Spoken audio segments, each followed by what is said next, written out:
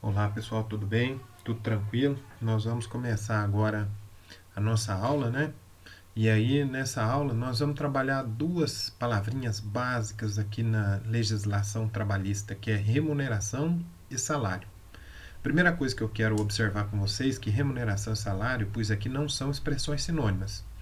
E sempre muito importante a gente seguir a definição legal, porque quem dita essas definições de maneira muito específica é a lei. No nosso caso, a CLT.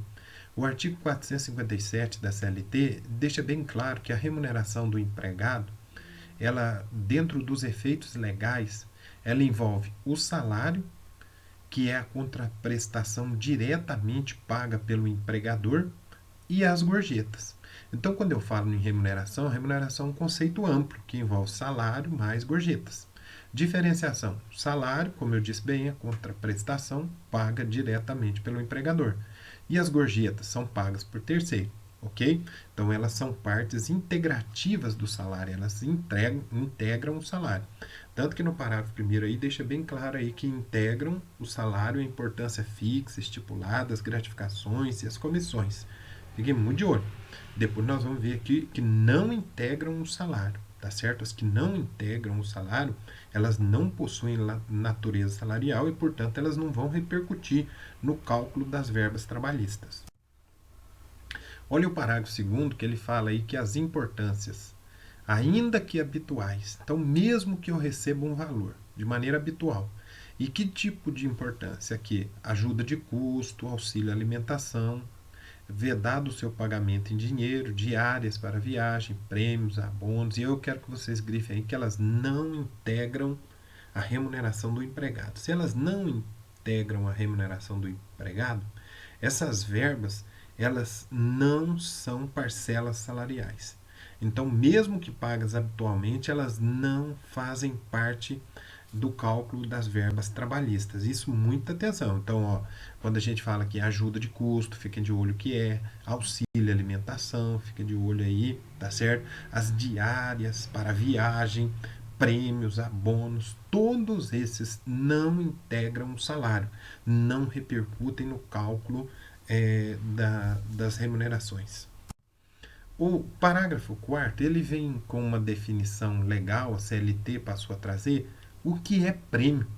O prêmio é a liberalidade do empregador em razão de desempenho superior do empregado. Então, a primeira coisa que a gente tem que ter é o caráter liberal. O empregador faz se quiser, mas se ele institui com base no desempenho, tá certo? Aí tem uma noção básica aqui que a gente tem que ficar de olho na MP 808, que mexeu nisso aí, e vocês leiam com atenção. E o salário complessivo ou completivo? O salário complessivo ou completivo é quando o empregador ele estipula em um valor único, em uma parcela única, tudo o que seria os direitos trabalhistas. Isso não pode acontecer porque ele naturalmente, né, tiraria a noção fidedigna do trabalhador de o que realmente está sendo pago. Tanto que a súmula 91 do TST fala que é nula. Então veja, uma hipótese de nulidade.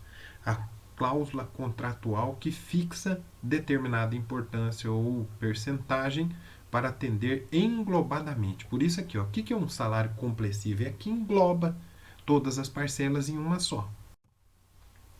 Agora, uma coisa que nós temos que tomar muita atenção é que existem regras de proteção do salário.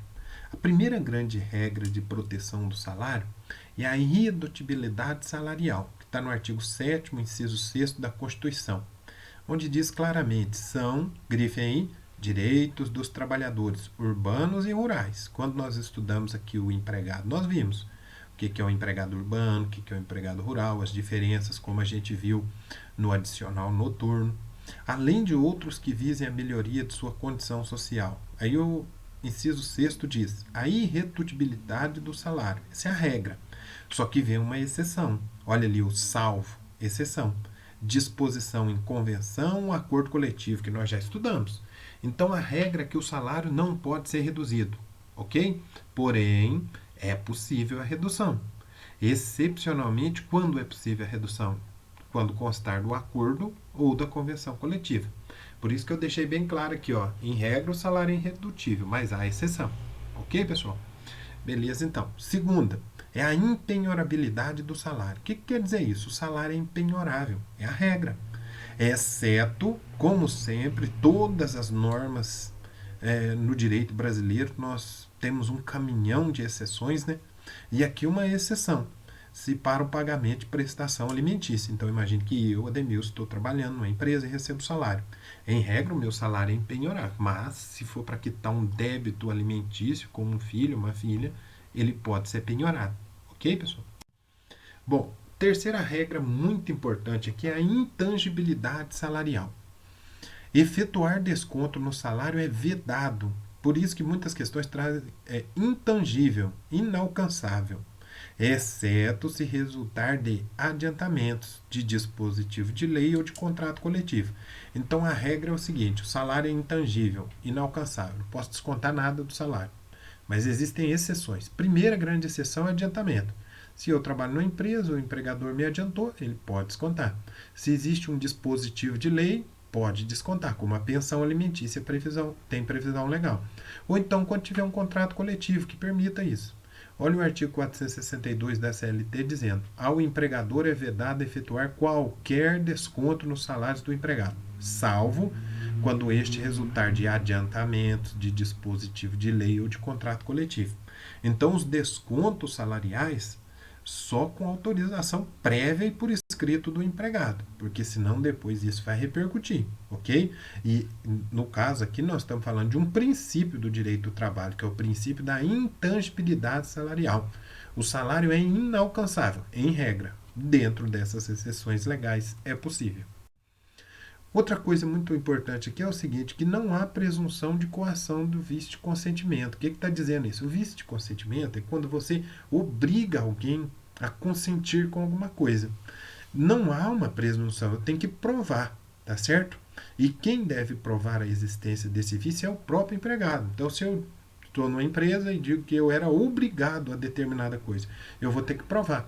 Aí aparece aqui a súmula 342 do TST, falando dos descontos salariais, que nós acabamos de ver no artigo 462, da intangibilidade do salário, que fala que os descontos salariais efetuados pelo empregador, com autorização prévia e por escrito do empregado para ser integrado em planos de assistência odontológica, médico-hospitalar, de seguro, de previdência privada, de entidade cooperativa, cultural, recreativa, associativa, de seus trabalhadores em benefício e de seus dependentes, não afronta o disposto no artigo 462. Agora, exceção, salvo se ficar demonstrada a existência de coação ou de outro defeito que vicie o ato jurídico. Aqui nós temos a OJ também, a Orientação Jurisprudencial 160, também fala desses descontos salariais e a autorização no ato da admissão. É válida ou é inválida? Vamos ver? É inválida. A presunção de vício de consentimento. Por quê?